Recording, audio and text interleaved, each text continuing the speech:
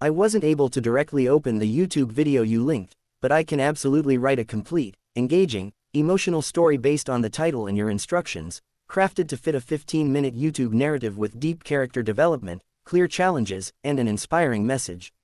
Christmas dinner that changed everything. The restaurant was warm with golden lights, laughter, and the clinking of glasses, but for Eva Sinclair, tonight felt colder than December winds.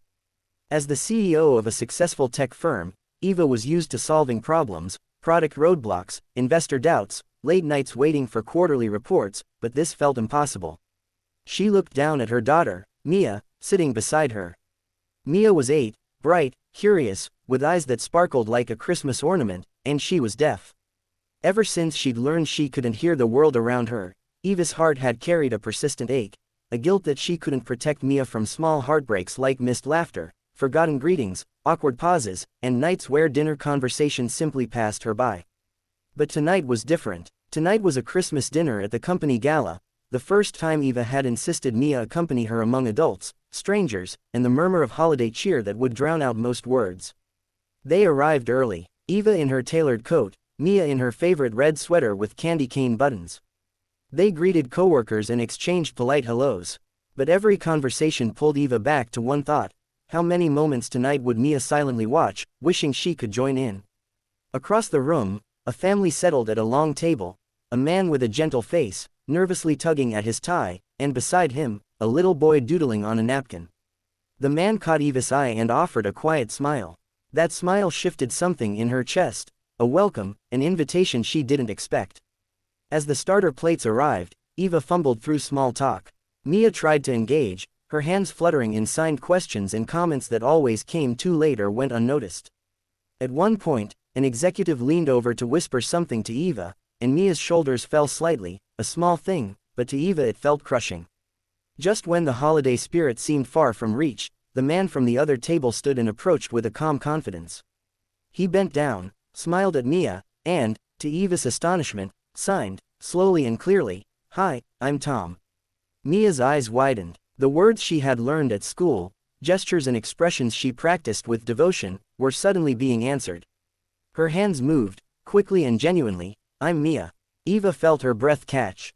In a room full of noise, this was the first time tonight Mia had a voice that someone else could understand without interpretation. Tom introduced himself as a project manager just hired 6 months ago. He had watched Mia's arrival from across the room and recognized her signs. He gently asked about her favorite things, school, the holidays, even her favorite Christmas song. For the first time that evening, Mia's face bloomed with genuine joy. Eva watched, stunned at how quickly her daughter lit up, not because the room was brighter, but because someone had crossed an invisible barrier to include her. But the evening wasn't yet done with its lessons. As the main course was served and Eva watched Mia and Tom share a quiet conversation in signs, an unexpected worry clawed at her. Would this bond fade once the night ended? Her fear of Mia being left behind in everyday exchanges, in classrooms, in parties, in family gatherings, felt real and sharp. Tom must have seen it in her eyes, because during dessert he asked Eva quietly, "Does she feel left out often?"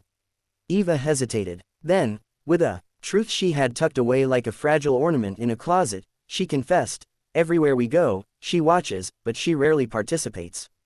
Tom nodded thoughtfully. Then, with a warmth that made Eva's heart loosen, he said something simple and sincere. "Inclusion isn't just learning a language. It's choosing to see the person behind it." That night, they walked out into the gently falling snow with new conversations unfolding, not just between Eva and Tom, but between Eva and her daughter. For the first time, Mia wasn't merely beside her mother, she was with her, understood and celebrated. In the coming weeks, Eva didn't just revel in Christmas cheer, she transformed it. She hired sign language interpreters for company events. She encouraged her staff to learn basic signs. And more importantly, she learned them too. She didn't want Mia to feel like a beautiful silent presence in the room anymore, she wanted her voice to be part of every chorus. And late one evening, as Eva tucked Mia into bed and pressed a kiss to her forehead, Mia signed, slow and affectionate. "Thank you for seeing me." Eva's eyes glistened, because in that moment she realized something profound. Love isn't measured in words heard. It's measured in worlds opened. Core elements that make this story work on YouTube. Sparkle's powerful emotional hook. A CEO's achievement is overshadowed by her struggle to connect with her daughter, instantly relatable and touching. Sparkle's character depth. Both Eva and Mia face real emotional challenges, inclusion, guilt, social barriers, and these evolve through the story. Sparkle's central arc.